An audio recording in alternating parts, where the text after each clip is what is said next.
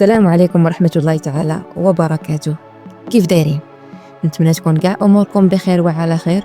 وفي هذه الحلقة ان شاء الله غادي نهضروا على الناس اللي تالفين في الحياة ديالهم وغادين وما عارفينش اشنو تيديروا. واش كتفيق مع الصباح وكتحس براسك ما عارف والو، ما فاهمش حياتك، ما كتعرفش شنو كدير، كتبقى تقارن راسك مع صحابك، شوف هما فين وصلوا وشوف انا مالي باقي في بلاصتي ما كنزيدش. بغيت نقول لك اليوم راك ماشي تالف، راك غير مازال كتكتشف راسك. اجي نفهموا هذه الجمله مع بعضياتنا بشويه بشويه ونقلبوا هذيك النقطه ديال الضياع الى نقطه قوه. اولا، الضياع ماشي ضعف، الضياع هو مرحله اللي ولا بد منها في طريق النجاح. شحال من واحد داز من هذاك المرحله ديال الضياع قبل ما يلقى الطريق ديالو، شحال من مشهور، شحال من مفكر، شحال من انسان بسيط بفضل لحظات الضياع ديالو وصل لنتائج مبهرة. ناخذ أبسط مثال اللي كنا كنعرفوه، ألبرت أينشتاين، اللي هو عالم فيزيائي عبقري صاحب نظرية الجاذبية المعروفة أو ما يسمى بالنسبية العامة. صغرو ما كانش تيقرا مزيان وكل شيء كان تيشكك في القدرات ديالو. ايوا شوف تبارك الله فين ولا دابا.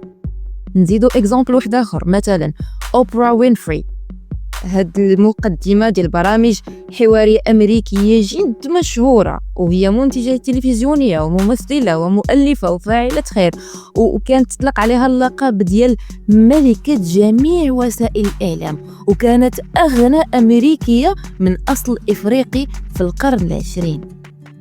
كان فيس طردوها من الخدمة وقالوا لها هكا في وجهها، رتي راه ما عندك لا مستقبل لا والو. يلا وتخيل معايا واحد غد قال لي هذه الجملة وشوف من بعد تبارك الله المراتب اللي وصلت لها. ناخذ اكزامبل واحد اخر، جاك ما هو من اغنى اغنياء العالم، وهو مؤسس علي بابا. هذا مؤسس علي بابا فايت ليه قبل ما يأسس هذه المؤسسة، فايت ترفض، اسمع مزيان، اكثر من 30 خدمة. انت ايا طردوك غير 2 المرات غتمشي تجلس الارض، حنا كلنا عارفين. هذا ترفض اكثر من 30 خدمه. الفرق بينك وبينه هو انه هو وهاد الناس كاملين اللي ذكرناهم قبل كانوا تيامنوا براسهم باللي غاديين يوصلوا، وعمرهم ما استسلموا للظروف والواقع ديالهم. كانوا تيتخيلوا الاحلام ديالهم كانها واقعيه وتيامنوا بها.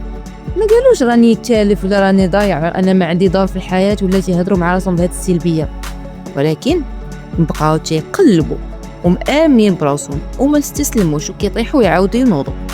وهذا هو السر. دابا خصك تفهم علاش كتجيك انت هذيك لحظه الضياع. هذيك اللحظه كتجيك في حال واحد لو سينيال اللي خصك ترد ليه البال مزيان بزاف، حيت هذاك لو سينيال تيجيك باش تفيق، باش تبدا تسول راسك شكون انا واشنو بغيت، وهذا الشيء اللي كندير فيه دابا واش هو داك الشيء اللي بغيتو، ولا غير كنضحك على راسي وخاصني نقلب على شي حاجه جديده. باش تخرج من هذاك الطريق اللي داروا لك الناس وتبدا الطريق اللي انت بغيتيها واللي كتخليك انت تحس بالحياه والدور ديالك في هذه الحياه. حيت حتى شي واحد فينا ما تخلق عبثا، كل واحد فينا تخلق لواحد الدور. الا كتحس بالضياع وبالك باقي تالف وباللي راك مازال مضر، راها ماشي نهايه، بالعكس هذه راها بدايه ديال وعي جديد. غير اسمح لراسك، اسمع لهذاك الحوار الداخلي اللي تيكون ما بين عقلك والقلب ديالك. اذا دابا شنو خاصك دير في هذه اللحظه ملي كتجيك؟ اولا خاصك تقبل هذاك الضياع وتقول مع راسك ايه انا تالف شويه، ولكن ما غاديش نبقى هكا، انا غادي نقلب، غادي نسول وغادي نجرب. ثانيا كتب شنو كتبغي دير من قلبك، ماشي شنو خاصك دير، ولكن شنو اللي كيخليك تحس براسك مستمتع فاش كديرو. الا ما عارفوش بقى تجرب هاد الحاجه، فاش تلقاها غادي تلقى راسك فاش كتكون كديرها كتنسى الوقت. ثالثا جرب بزاف، هاد الكلمه يلا قلتها، ولكن ما تخافش تغلط، حيت كل تجربة كون على يقين غادي تقربك أكثر من الجواب. ولو تكون تجربة فاشلة، حنايا ما كنسميوش أنك فاشل، كنسميوها تجربة فاشلة. علاش؟ حيت جربت راسي في واحد الحاجة لقيتها كتكتبان ليا هي راه شي حاجة مهمة وزوينة وهذا، ولكن فاش جربتها لقيتها يا إما مملة يا إما ما عجبتنيش يا إما مهم فيها شي حاجة اللي ما كنلقاش فيها أنايا راسي. نعاود عاوتاني نجرب شي حاجة حتى أخرى جديدة. رابعا، خذ الأمور بسلاسة وبشوية بشوية كنأكد عليها. غير ما تحبسش، ما تحاولش تجاوب على كل شيء دقة واحدة دابا، لا، جاوب فقط غير على سؤال ديال اليوم اللي هو شنو نقدر ندير اليوم باش نكون أحسن من البارح، ولو تكون حاجة صغيرة. ختامها مسك. اسمعني مزيان، راه الضياع ماشي فشل، الضياع هو رسالة من الداخل ديالك كتقول لك فيق وزيد قلب على راسك، راه هادشي اللي كدير فيه دابا ماشي ديالك. ايوا قول معايا، انا ماشي تالف، انا في الطريق ديالي، انا كنكتشف راسي وغادي نلقى راسي وغادي نعيش الحياة اللي كنستاهل، بخطوة غادي نوصل ليها. غير ما توقفش.